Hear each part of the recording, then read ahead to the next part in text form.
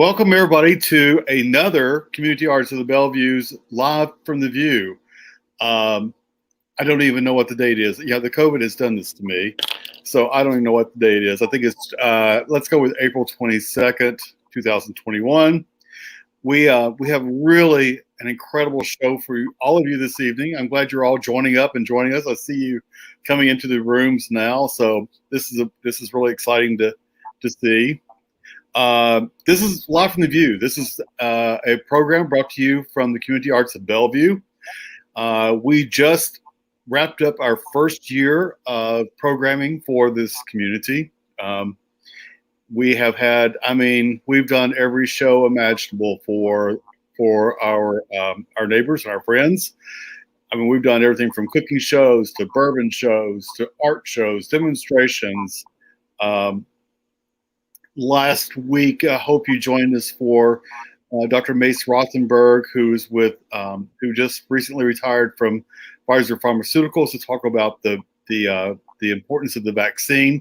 If you didn't, that video is up on our website in both Facebook with Live from the Vue and on our YouTube channel. Please take a moment to go see that show. It's very informative and it brings a lot of information.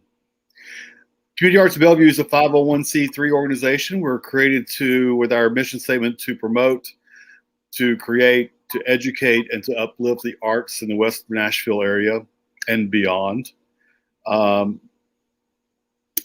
we are constantly looking for new ways to bring new programming to you. Our new tagline is Live from the Vue is a show that was created for the relentlessly curious. So we hope that you will join us every Thursday night at 7 p.m. As we bring you more programs, such as next Thursday evening is probably going to be one of my favorites personally. It's going to be the Art of the Margarita. So this is in celebration of Cinco de Mayo. We're going to be coming to you live from Arriba, Mazitos, and Tito's. And every bartender in each of those restaurants is going to bring you their best margarita recipe and demonstration. So we're very excited about that. I think Lee Jones, who is with us tonight, I think she's going to be at Mazitos, and they've got the stingray, the dragonfly, I forgot, but she says they're incredible. So we're going to bring you some drinks for Cinco de Mayo next week. After that, on May the 13th, I hope you'll join us. We're going to have a really spring is in the air, spring is here, and everything is in bloom. So we're going to spend the evening with Terry White. And Terry he would probably hit me if I called him an institution, but Terry is definitely a Nashville tradition. He has been around for a long time and done some of the most beautiful artwork with flowers, florals, flora, plants that you've ever seen in your entire life. He also owns a company called The English Garden. And we're going to be at his home touring his hydrangea garden because he thinks he'll be in full bloom by then. So please join us. We may even do some arrangements. He has a show now on his YouTube channel that you're welcome to go see, and I invite you to go see. So we look for that. And then after that, David Hunsinger, who is a huge supporter of Community Arts of Bellevue, is going to do a show on the next Thursday evening about his journey in the music business in Nashville. And David has provided keyboards and other instruments and written for and produced and directed music all over the city for practically every name that you can imagine. So that will be an incredible show as well. So we've got a great lineup coming for you for the next a couple of months, and we're just going to keep on rolling on. There's no stop to what we're going to do. Without further ado, I am so excited about this. With us this evening is a friend of who I consider to be a friend of mine. I've followed him. I've studied him. I have really admired his work for many, many years. He's an incredible friend, neighbor, activist.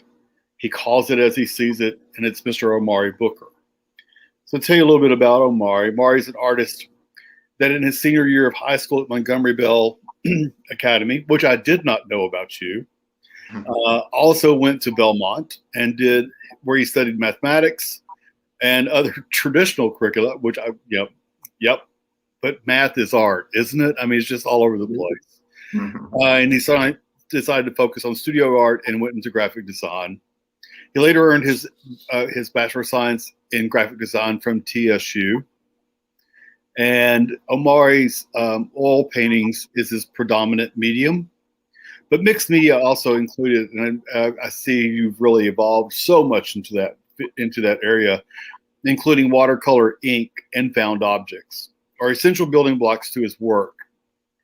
So a quote from Omari is, "It takes a process-oriented approach to his art, embracing it as a therapeutic modality through which he is able to express his passion for the freedom and the independence that is the creative process that allows him to experience. His art is his personal journey, and his desire is that those viewing it will have personal experiences and catharsis. The philosophy that undergirds Omari's work is freedom through art. And he aspires to create work that communicates to his audience their unique, his unique, and their unique and intrinsic ability to be free." Welcome, Omari, to Live from the Vue. Thank you for having me. Yeah, I'm excited to be here. This is going to be a good conversation. So, well, I've looked forward to this show ever since you and I talked, and I've actually looked forward to doing this show for over a year. I mean, when we first started putting together Live from the Vue, your name was at the top of the list. We've got to do Omari. We've got to get Omari on this show. It took us a while to do so, but you've been a busy person throughout this whole entire thing. So I'm going to start off with just a couple of questions. Let's talk about your starting out. You talk about being at Belmont and then graduated from TSU. Tell us a little bit about your journey as an artist. I'd love to hear about it. Yeah, well, I mean, I guess I'd probably start with my high school art teacher. So when at MBA, Mr. Walmack, Jim Walmack, who was in the art department for many years. I'd guess in that 30 to 40 range. He may not love me putting that out there, but he was there for a long time, and that was kind of my introduction to art as a in a more serious way. I'd always appreciated taking a look at artwork, going to museums. I was definitely the kid that would stare at the artwork for a long time and try to figure out how the magic was made. But until that class, which I actually took because you had to take some art to graduate. So my senior year, I just went with visual. I didn't like my chances at theater. I didn't think I quite had the personality to make anybody believe my acting. So I just went with that, and that was really the start. Wow. Yeah. So did you grow up in an artistic family household? Not specifically, but I think that my mom definitely had an artistic bent. I think my parents were both of the generation where art wasn't, even though it was appreciated, it wasn't quite looked at as something to do for a living. But I'm really grateful that they kind of broke that mold with me when I that's kind of where the Just Keep Painting, the title of this show, came from. That was sort of my mom's mantra to me after I decided that this is what I wanted to do. So yeah, even though so I think they were definitely really supportive. There was art around the house, no big major art collection or anything, but framed prints and that kind of stuff, and I always had images to take a look at growing up. Great. Were there any particular artists as you were coming, it's early years that really inspired you and said, I need to know more about this? Yeah, it was, there were probably two. And one of the, the greats, Van Gogh, I just always liked looking at his artwork. I thought it was just something about that thick, chunky, and how it sort of changed depending on how close you looked at it. I always thought it was really interesting to see artwork that from 2 feet away, it has one quality, and then from 10 feet away, it has a whole different quality, and then from 20 feet away. So that's something I always try to pay attention to when I'm making work, is to, intentionally stop and view it from, a viewing distance and not just a painting distance. And I think he was a big influence in that. James Thrill was another Oh my influence. God. Yeah, and someone that I kind of knew. I didn't know him like super well, like personally, but my parents knew him, and he was just a little bit more of a tangible example of someone who was actually making art for a career. And he kind of had an athletic background similar to myself, and was just really relatable as someone that made it seem like something that wasn't just so far out there to do. So yeah, so I'm still grateful, still in a relationship with him, and then all the mentors in Nashville that kind of paved that way. So yeah, those are two specifically, at least in my earlier days. Yeah, James is one of those that's also been in my heart for many years. Many years ago, I was with the Oasis Center, and we used to do the Artists for the Oasis show. It was a magnificent art show, premier art show in Nashville every year. And James was a part of that. And I got to know him through that experience. And just, wow, he's such a powerhouse of an artist. Mm-hmm. I got to watch him in action a couple of times, and yeah, so cool to see him really he just knows how to lay it down. Yeah, for sure. And put his heart and soul into what he does. I mean, when he gets done, there's a vibrancy to his paintings. Yep. Yeah.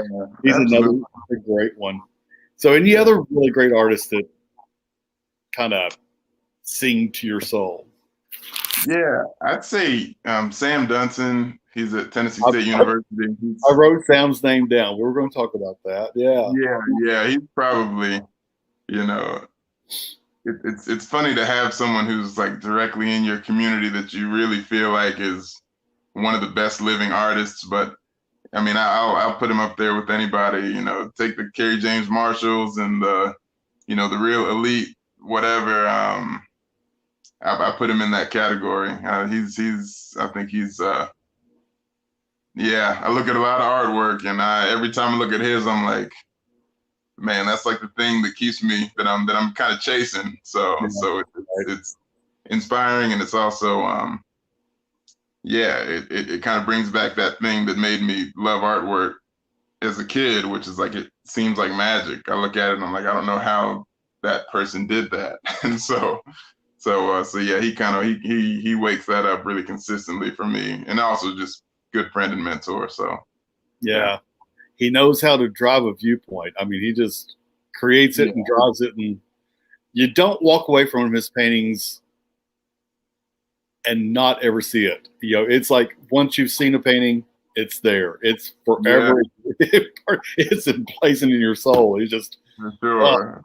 And when he paints his family and stuff, it's just amazing. I got to meet a couple of years ago. They unveiled some of his work at the courthouse when the Metro Art Commission was doing some paintings and doing some new public installations, and I got to meet his mom and dad at the show, and it's like, wow, that's cool. They were awesome. Such nice people. So there's another one that came from Artists of the Oasis. That's how I met Samuel many years ago. Yeah. A lot of great artists in this city I got to meet through that. For sure. So someone just mentioned that they love the painting that's over your head. Directly over my head. I think so. Yeah. I well, I guess I should start with, it's still available. Thrill Kill wouldn't like it if I didn't let them know that it's still for sale. No, but that is man, it was a few years ago. I'm trying to remember even what the title was, but I kind of was. I'll grab it, that way we can might as well chat about it. Hopefully the title's on the back. Oh yes, Be All You Can Be. So that was kind of the Oh, wow. There Can't it is. tell. Got it. So yeah, Yeah. the idea behind that was kind of looking at it was almost like a timeline in these teeth. And so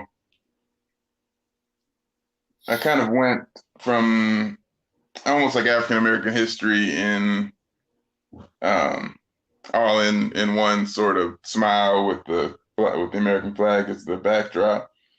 But I started with and I usually would allow what much more interpretation, but I think for this purpose I might just give away what it's about. Does that make sense? Yeah.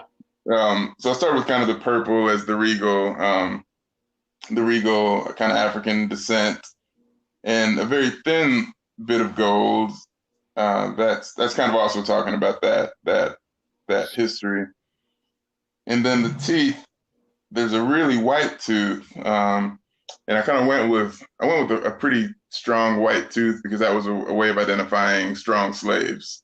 So when you were looking for the health and basically longevity of an enslaved person for an investment, the teeth were a big thing that were looked at in that slave trade.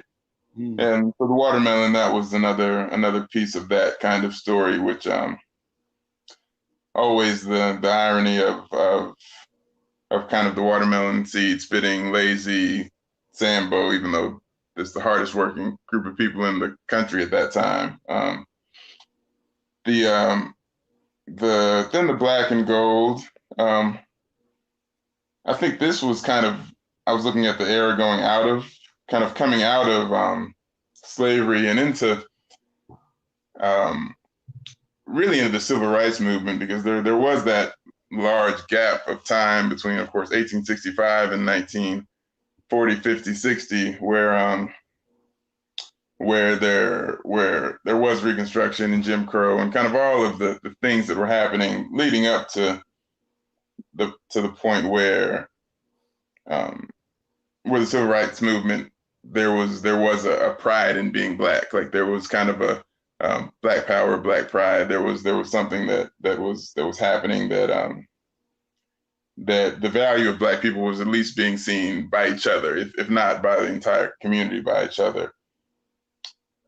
The gold, I think, and this was a while back, but I believe the gold was kind of looking back to that original, kind of some of the original wealth, and even if it wasn't financial, the community wealth that I think was built out of that era. And I think we kind of saw the coming out of the 50s and 60s, the 70s, 80s, 90s was kind of one of those big um, gaps of, I guess, those big stretches of progress. And of course, as we know, it wasn't that's not a black and white thing, but there was a movement forward. Kind of when we're looking at everything that's happening right now, and I discuss with people the I think it can be popular to say that nothing's changed, and that we're in the same place that we were. And I got to remind people that there are Klan rallies on my dad's street in Williamson County, Franklin, Tennessee, 20 minutes from where I live. So things aren't there, but they've changed. Things aren't where we haven't arrived, but I think we'd be foolish to pretend like things are exactly as they were, in the 30s, 40s, 50s, 60s. So anyway, that is kind of looking at the mass incarceration. There's the other tooth that does have that kind of cell, and I think that was one of the things that really did set a lot of people back. That as a lot of the progress of the 60s and 70s was being made, crack epidemic in the 80s, mandatory minimum sentencing, all the stuff that kind of set. And then this is a little bit more into interpretation. I think that's where we don't really know. I think there's just like any piece of artwork, it's gonna kind of ask some questions, and I don't think we really know what the next step is. I mean, I think something that that is happening is there are more people that are aware of the situation in this country than there have been. But yeah, that's be all you can be. That's kind of what that's all about. Yeah. That's truly amazing. Yeah, gosh, hasn't the last several number of years been an interesting journey for everyone? And even this week has been an interesting journey in itself. So, Sure. in a good way. Yeah. And I hope that this momentum continues moving forward. We got a lot of work to do. For sure. Yeah. What an amazing painting. What a great way to start this conversation off with a bang. I love it. I love it. But that's what your art speaks to. That's why I love it so much, is that it tells such incredibly important stories, just such as that. Well, I'm glad that's always the goal. I think is to make things that are both, captivating, interesting to look at, and also hopefully share something that a lot of the times it's just telling a story that I heard and or experienced and I didn't know before. So it felt like something that was worth sharing. So yeah, there's some more of those behind it that are just like that. But I don't know. I mean, we're gonna end up spending the whole spend the whole show talking about stuff we didn't plan on talking about if I keep on showing the paintings that are behind me. We can do it's our show. We can do anything we want to do. Nice. So Beth LaPena asks, can you talk about the window panes that are in your work? Oh, for sure. Definitely. They came out of some North Nashville housing, and just as I had a friend who was in construction, and as buildings were demolished, he would just have random materials left over, windows, doors, burglar bars. We have a few pieces in the slide with the burglar bars on them. That's the piece with the three little boys. But yeah, I just kind of started collecting sort of the remnants of North Nashville as it was developed and gentrified, and as it shifted. I think it's a pretty unique neighborhood.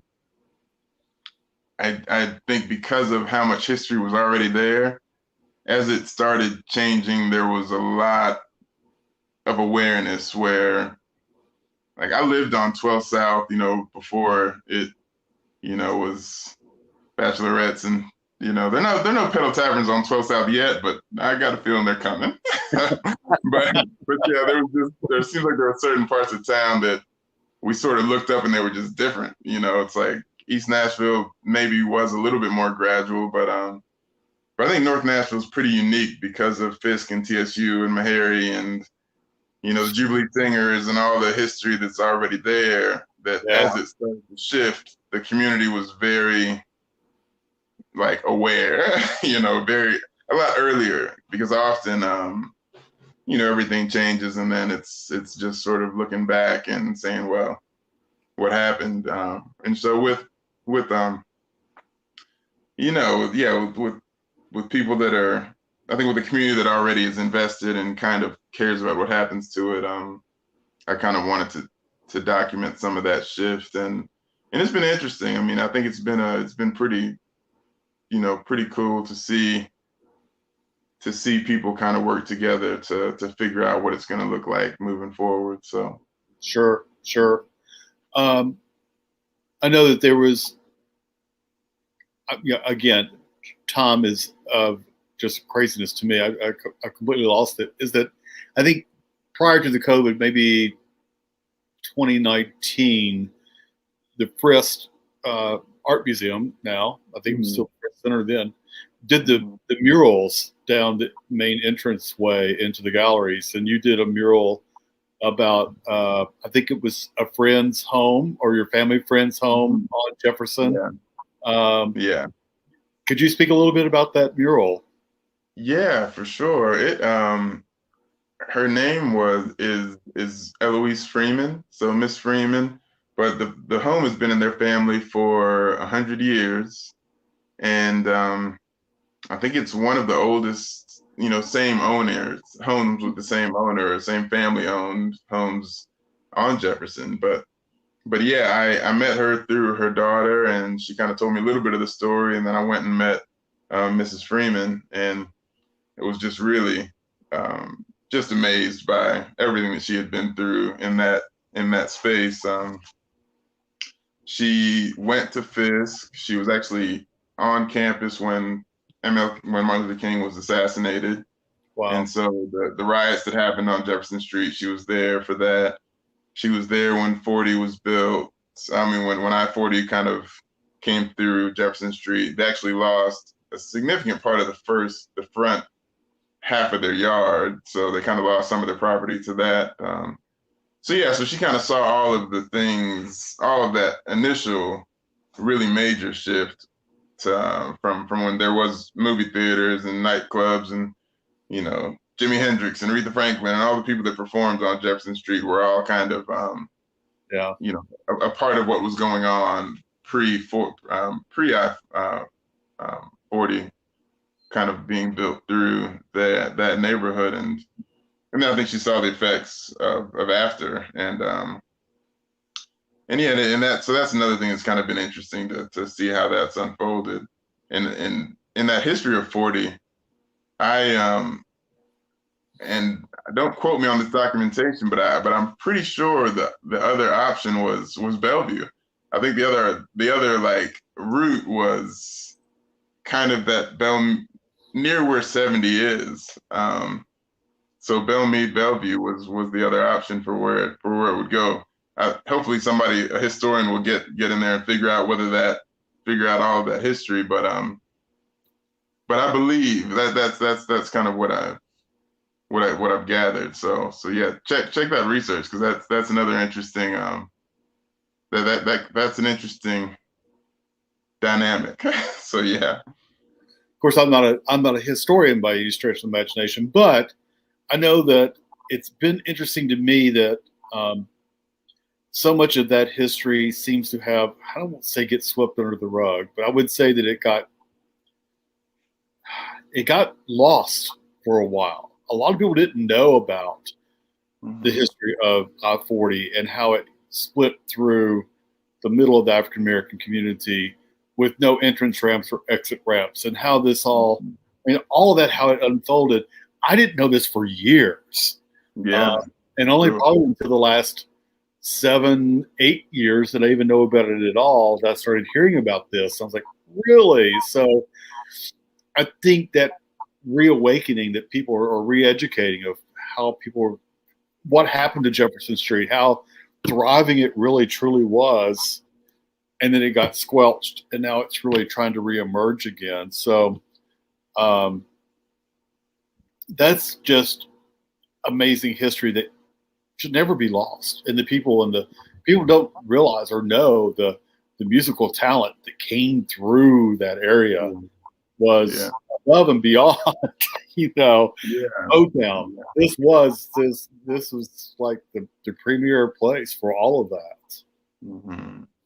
Which I think the new National African American Museum of Music starts to capture that and reteach it again. Which I'm really anxious to get down there and go see it myself. So I can't wait to learn more about all of this. Yeah, absolutely. Yeah. So Nashville, unique. I'm sorry. Go ahead. Oh no, I think that it is such a, it's such a fine line on what gets left out historically, and I mean, I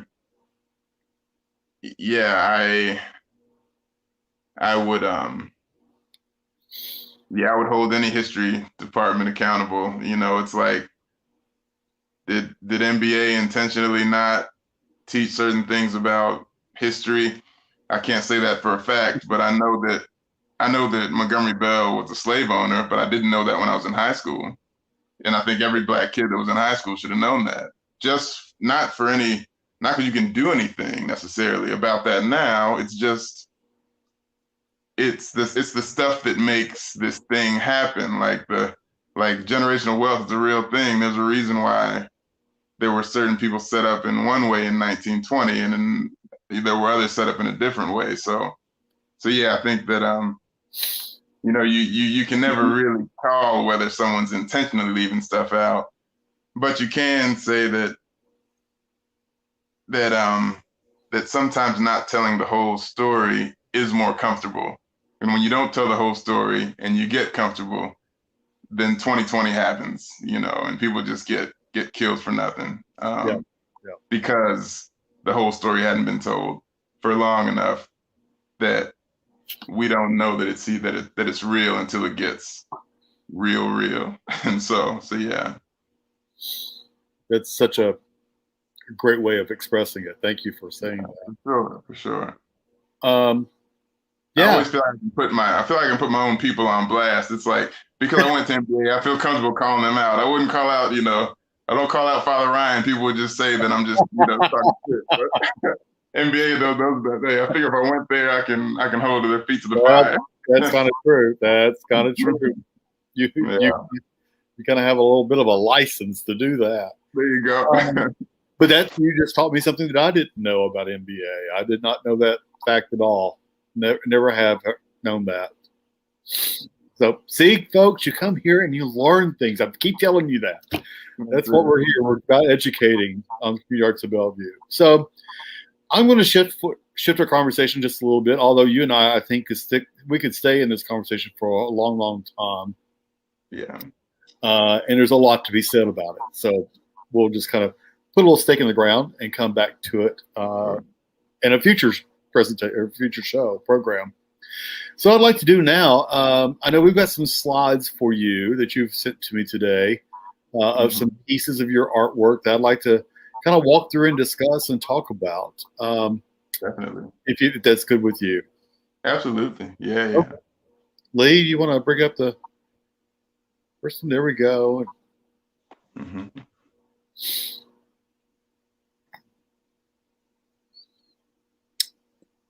Yeah, so there you go. Yeah, this lately I've been working on fabric quite a bit, and so I just take these pieces of fabric and stretch them on stretcher bars, and that's one of the pieces that I painted into, and I've kind of done it a few different ways where the fabric is more the background. This time I kind of painted over a lot of the background, so the fabric is more the little boy's clothes, but yeah, this is just kind of finding images that speak to me. I took this photo in Lemert Park. It's right off of Crenshaw Boulevard in LA. So it kind of feels like the Jefferson Street of LA. It's historically a Black neighborhood, very art focused and music focused, and yeah, just a really cool kind of area to spend some time. So I met the two of them and snapped that shot, and then a while later I kind of created that painting. So lovely. Yeah. And for the viewer, the green is not part of the painting. It's just some background for the slides. So I didn't want you, that's not the fabric that he painted on. So I just wanted to point that out to you. Yeah, the fabric is kind of the boy's clothes, which I'm pointing as if you can see what I'm pointing. Right. but yeah, the little boy on the back, those clothes are actually the fabric that's being painted, and so everything else, the blue sky and all that is painting, but it's painting over to kind of black out that fabric. Yeah. Gotcha. So yeah, so the whole canvas starts off looking like a little boy's clothes. That's fantastic. This one really struck me. Yeah, the Fire Next Time. If I have a little video where it shows me kind of burning this piece, but James Baldwin, one of my favorite books of his, is called The Fire Next Time, and just the ending is really he kind of ends the book by saying God gave Noah the rainbow sign, no more water, fire next time, and it's kind of like this, almost like this warning to humanity that we're kind of we sort of got to treat each other better. I think that's really what he was kind of getting at. It's like the world ended once. At least biblically, wherever you stand on that is, it's your business. but anyway, so I took this piece and pasted the scripture on a panel and then burned, kind of set it on fire. But I poured the polyurethane in a circle around his face so the face would stay intact. So yeah, I've got the video of that being burned. If yeah, feel free, reach out on, it's on my Facebook and Instagram somewhere back in thread, but if you send me a message, I'll send it directly to you, and then you can kind of see the creating of it. Yeah. Yeah, I'd love to. Yeah, Wendy, that. Okay, we got to talk about this one, Omari. Yeah. Do I get to let you give me interpretation first on one of them? Let's do it. Let me hear what you got first. That personally petrifies me. Think about it. I don't want you petrified. We don't want to petrify hosts. Well, so this was, there's a Wendy's on 28th and Jefferson that I feel like I've been going to my whole life. I grew up going to Hadley Park every summer, and kind of the treat was you could go down to Wendy's and get your get lunch and not have the the box lunches that were provided by the community center or whatever. So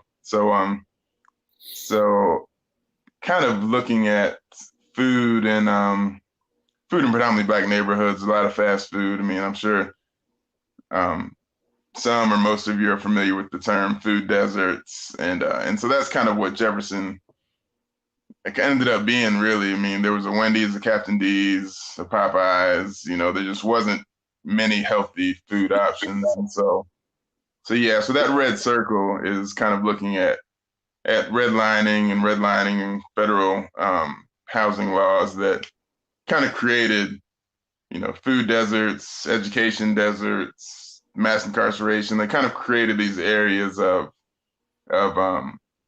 less opportunity, and a lot of it came from property values and who was allowed to live in certain neighborhoods. So yeah, that's kind of was the play on Wendy, just kind of making Wendy a little Black girl on Jefferson. So and I've noticed also that you incorporated the barbed wire on this one as well.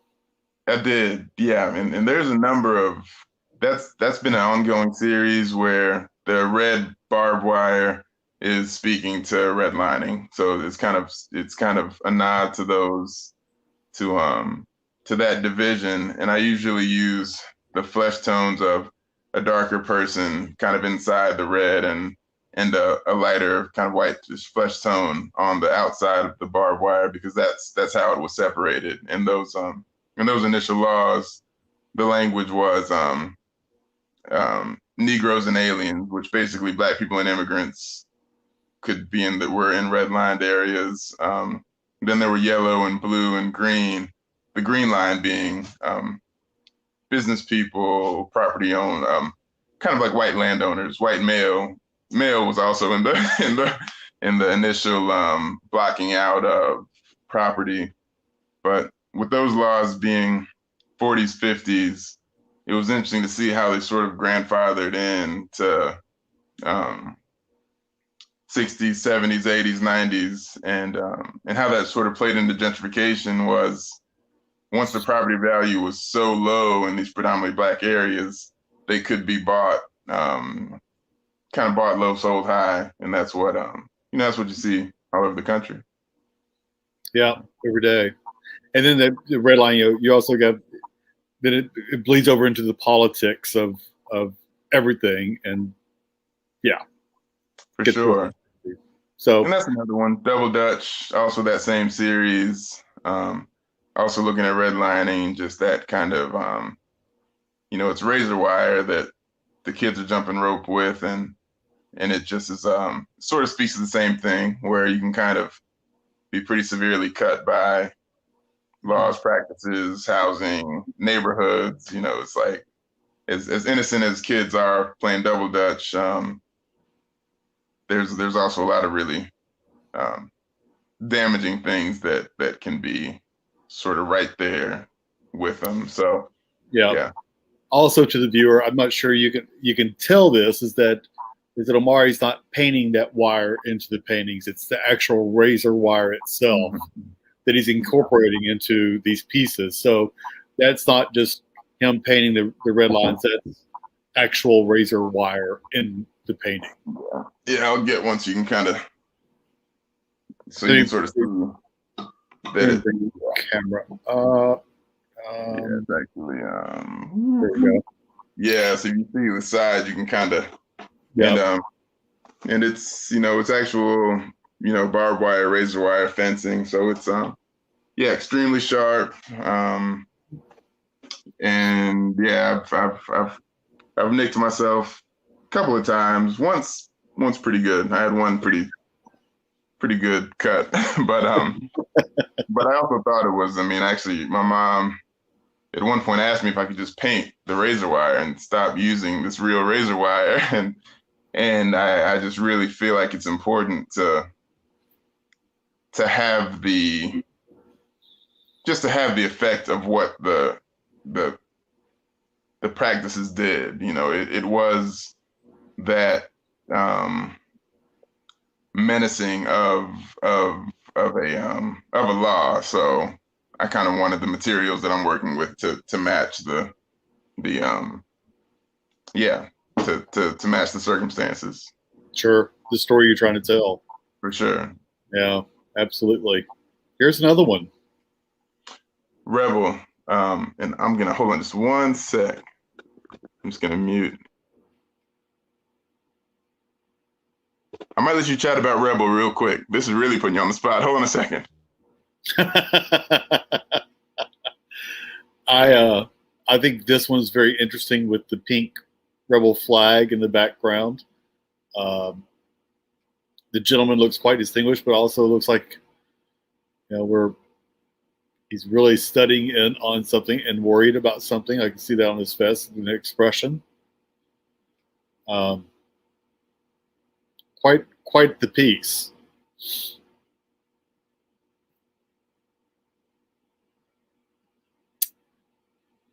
Lee, what's the other one? There we go. Omari's back. Yeah. And then we can kind of move through Rebel pretty quickly because it's all talking about the same thing. The one interesting thing about Rebel was that the man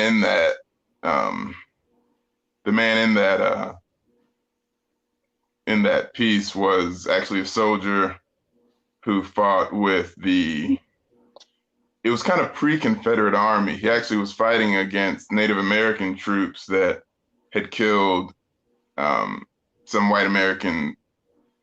I don't think they killed the soldiers. I think they were stealing horses and were under attack. But he did help fend off the attack and killed a few of the Native American, the indigenous people that were kind of attacking the soldiers that he was.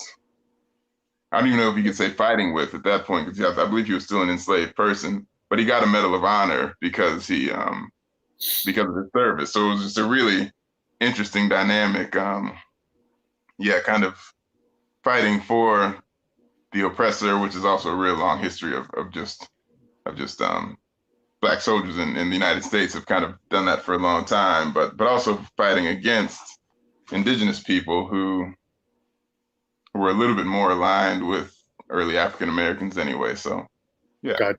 Why don't we swing through all three of these? If they're all still in order, it's a eeny, meeny, miny, mo, and we can just kind of take a look at all of these. Oh, it's okay. They're not in order, but we'll just remember that little guy. And the next time we get to those pieces, we'll chat about those as a whole.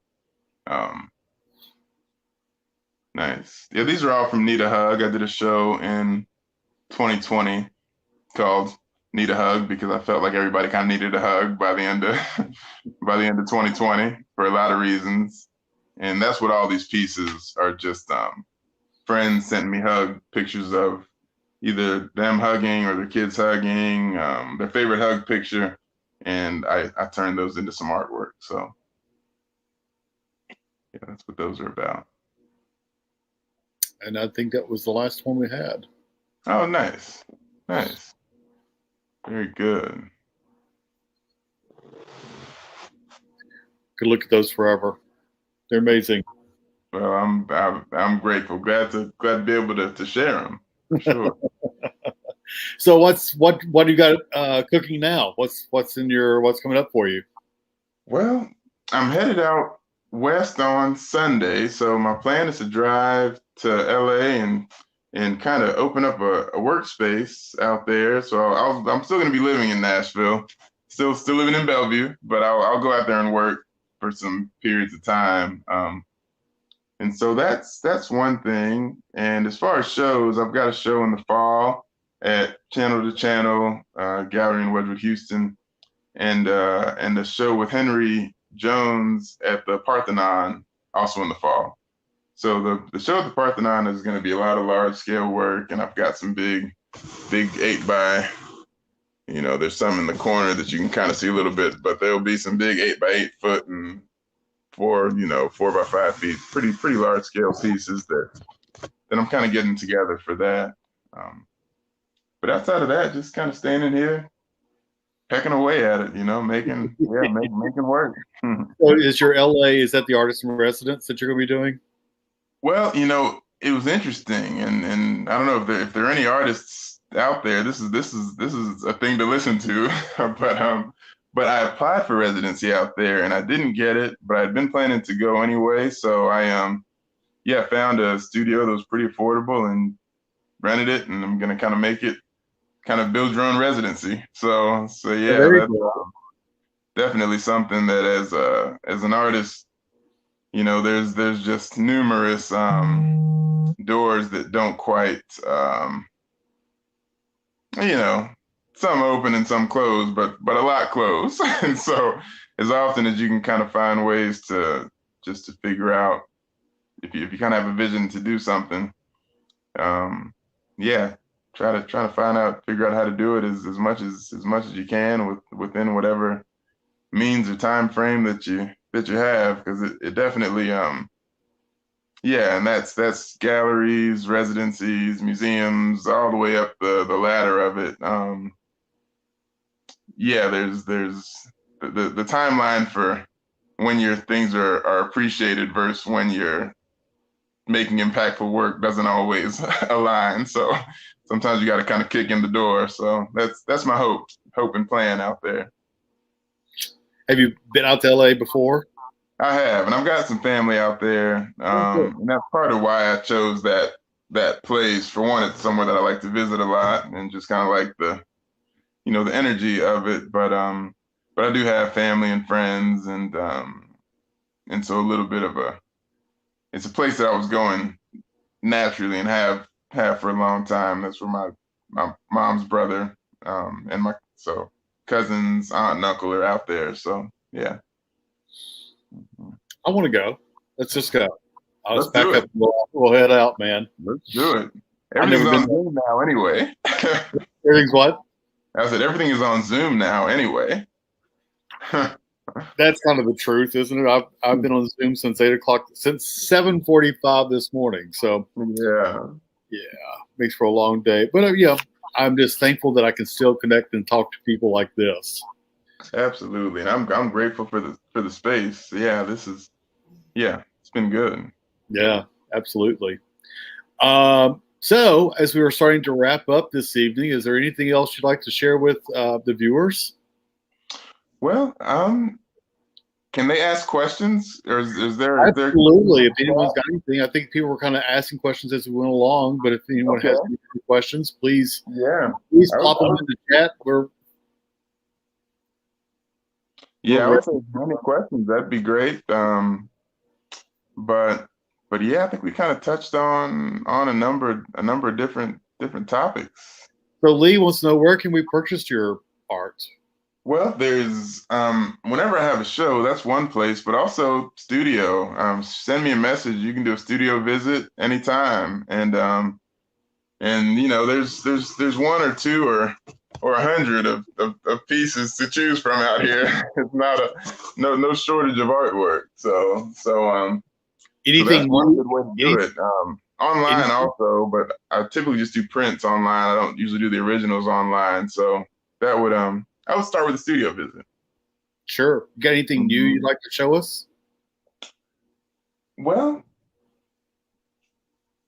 I am kind of interested in these drawers. And you can, I would say my website, you can send me a message that way. So omaribooker.com. or Omari Booker at Instagram or Facebook, and just send me a message on those. So I've been kind of creating these pieces inside of drawers that were in my parents' room when I was growing up. So they went from my parents' room to my sister's room, and they ended up with me. And so now I'm kind of creating pieces inside them. And this is John Trudell. He's an indigenous civil rights leader, 60s, 70s in that era. Though he lived longer than that. He was alive until I think the maybe early 2000s. But he had a really interesting story, challenging life. In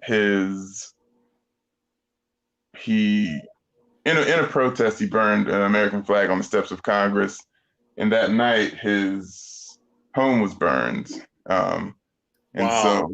so he lost his wife and 3 children and his mother-in-law in the fire. He was still, I think, out of town at the protest, so he did not pass. But I'm kind of doing him in one drawer, and then I'm doing the home on fire in the other drawer. Oh. And I put his mother-in-law on one side and his wife on the other side with the flowers, kind of to represent it was 3 children and she was pregnant, so it was 3 and 1 on the way. But and yeah, I just kind of really decided to create these pieces because I heard his story and I had no idea that had ever happened. And I mean, I think everyone has the ability to kind of get lost in their own story, whatever their own kind of story of struggle or whatever it might be, and not really realize how many people have been struggling in their own right. But I just thought that was just something that needed to be shared. So similar to that James Baldwin piece, I'm gonna actually burn these when before they're displayed, and then kind of tell that story of his work and his family's work before they were before they passed also. That's great. So people are also asking how to contact. The best way to contact you, is that through the omaribooker.com, or do you want me to post your email address? How would that be best? That's either way. Definitely post the email. It's omaribooker2@gmail. But if you send a contact through the website, it goes straight to my email. Also, Instagram and Facebook, just Omari Booker. They a message there would work too. But yeah, omaribooker2@gmail. That's probably the quickest, quickest and easiest. And then the website, you can always kind of keep up with that because I periodically change over all of the work on there. I'm kind of pretty soon I'm gonna be adding some new pieces to my website. So yeah. So that's Glenn Biggs trying to do 2 things at one time. So there we go.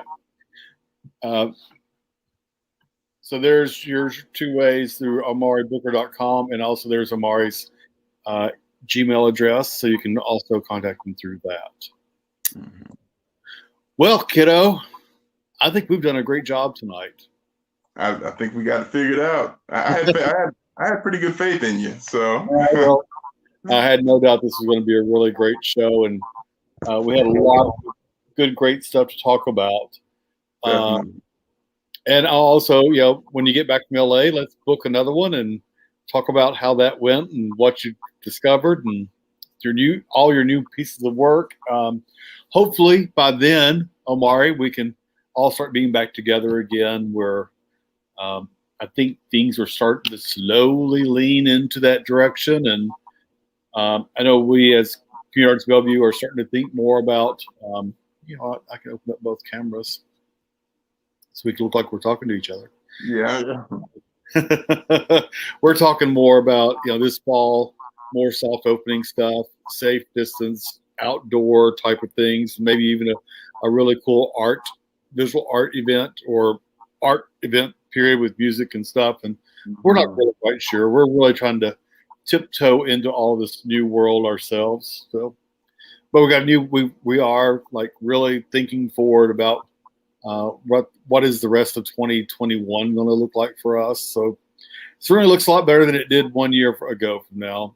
Absolutely. And I'm thankful for all of that. Yeah. So as we close out tonight, I would like to take just a moment to thank you, Omari, for your time this evening, your time spent on getting prepped for the show and everything else. And I really appreciate you being such an incredible, strong part of the Nashville community and the voice that you bring to it. You're a trailblazer, and you are an incredible, outstanding artist that I think will be the history books will look back, and you'll be in all of them, no doubt.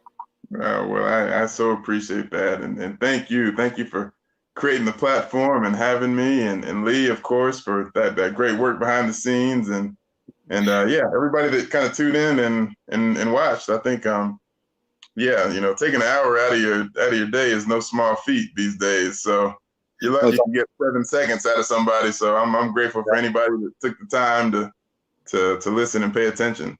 So my real dream is on our next show, it's going to be you, Samuel, and James. Whew, hey, I'd be very humbled. I would be very humbled. There'd be a lot of energy coming through the Zoom call for that one. Yeah. Pretty awesome. I also want to thank my production team for Community Arts of the Bellevue. I want to thank Kathleen O'Brien, Robbie Coles, Janet McMahon, David Huntsinger, Elaine Aldis, Matt Brown, and Lee Jones. It takes a village to pull this thing together. And I appreciate all of you and all the work that you bring, the talent you bring to making Live from the Vue happen. Again, every Thursday night, 7 o'clock p.m., right here. Of course, you can always view our shows. This will be up on our Facebook page and our YouTube page forever. So you can always go back and see it again, or share the link with friends and make sure that they have the opportunity to know about this and to see it as well. That's all I have, friend. Thank you so much. Thank you. Absolutely. I enjoyed it. Yeah, I did too. Have a great rest of your evening. Thank you all for listening. Talk to you soon. Bye. Thanks.